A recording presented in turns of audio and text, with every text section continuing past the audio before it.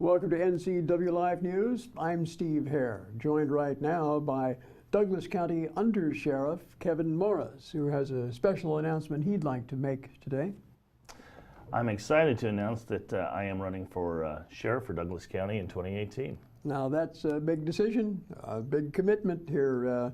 So why the decision? What entered into that? Well, actually, this decision was made when I first started with Douglas County. Had great leaders in front of me, and I paid attention. And early on in my career, I've made it abundantly clear that it's always been my aspiration to run for sheriff when the time was right. Well, let's talk about your tenure as undersheriff so far and how that's gone for you. Wonderful. Been able to continue to improve upon and build upon the successes that came before me. Relationships and some of the things we've been able to accomplish in the last 3 years that I've been the undersheriff are things like Alert Sense. We've established Alert Sense, which allows us to get information out to our citizens during events. Lexipol, we're currently working on Lexipol, which we've been working on for almost a year now, and shortly are going to roll that out, and that's a new policy. As it's been reported already, we've moved into our new law evidence and storage building. Yes, out on 19th Street, That's that new right. building that you built out there. Yes. Kevin Morris, let's talk about your background in law enforcement. What got you started, and give us a general resume of your work experience. Well, certainly. I'd love to tell you how I got started. It's actually unique. I was born and raised in Brewster, 12-year senior, so I'm a hometown boy. Local boy. Yep.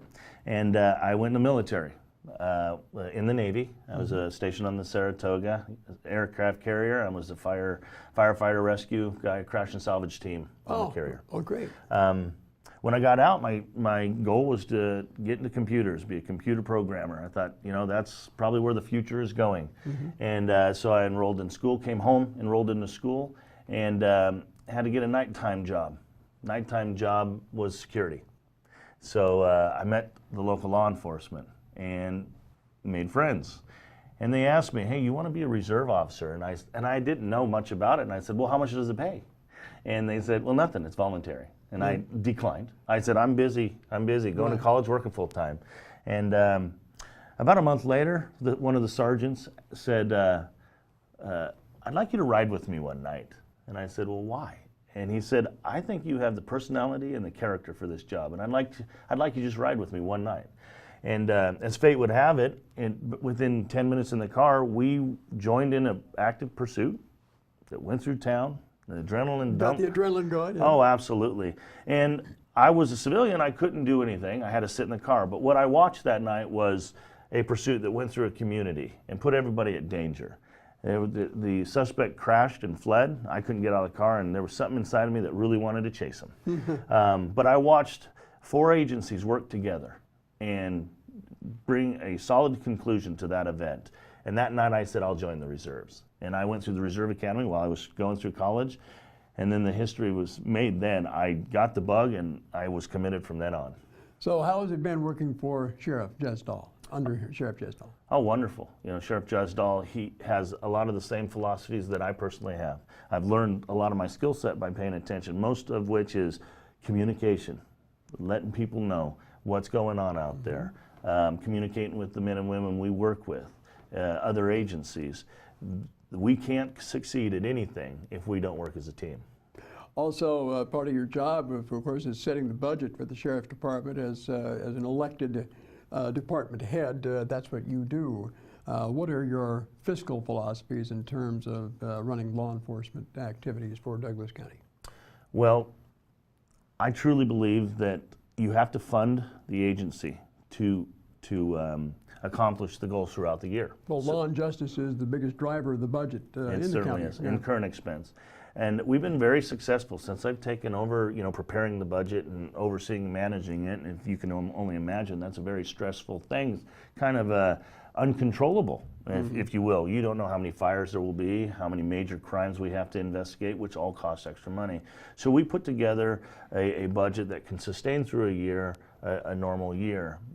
The supervisors and the men and women that work there, they've done a fabulous job. Last year we were under budget, and I believe it was the first time in many years. And this year our budget, we're projected. Of course, it's only the 1st of December, so I don't like to make any promises, but I believe we are going to be under budget again. And the most important thing is we're able to do that and not reduce any public safety. None. So, if you don't mind, I'd just like to ask you what your thoughts are on policing and, of course, the increasing trend towards community policing. Do you believe in that type of law enforcement? Absolutely. I don't think it's a gimmick. I think it's how you do the business. Another quick story. This will tell you how I feel. Sure. I've been north end of the county my entire career, except for the last 3 years. I was a sergeant for 8 years up there and a deputy for however, from 2000 2007. In 2007, I was promoted to sergeant.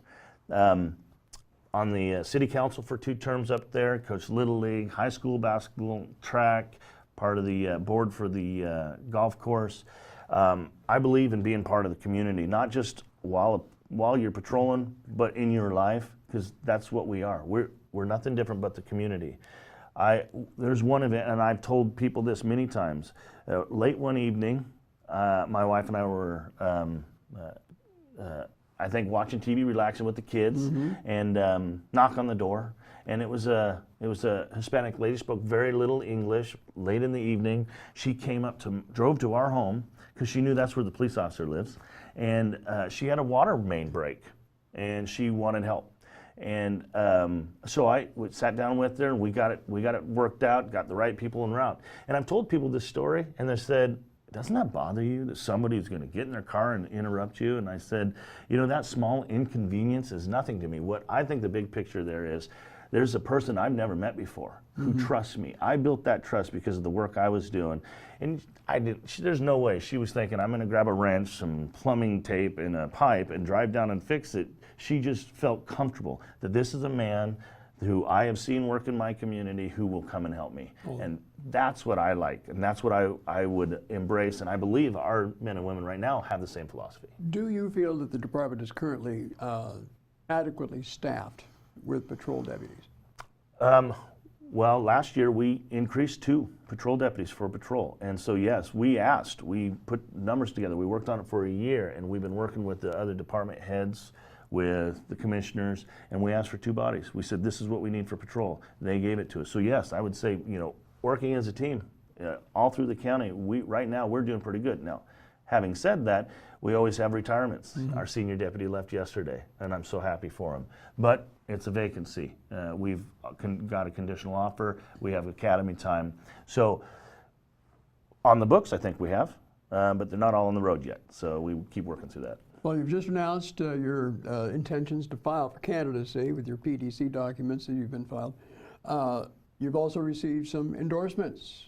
Current Sheriff Harvey Jesdahl is showing his support for you. Also, former Sheriff Dan LaRoche. What's that mean to you? That means the world to me. Dan LaRoche hired me, stole me from Brewster, if you would, and I was happy to come there and learned a lot from Dan. He was a great role model, just as I have with Sheriff LaRoche.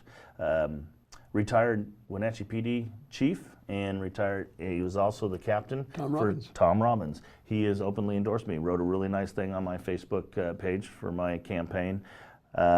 Sheriff Frank Rogers, Okanagan County, has given me his full endorsement.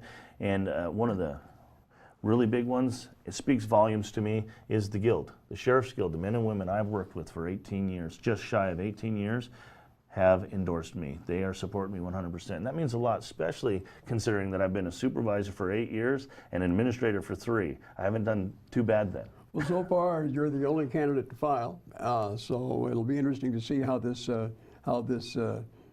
materializes over the next year.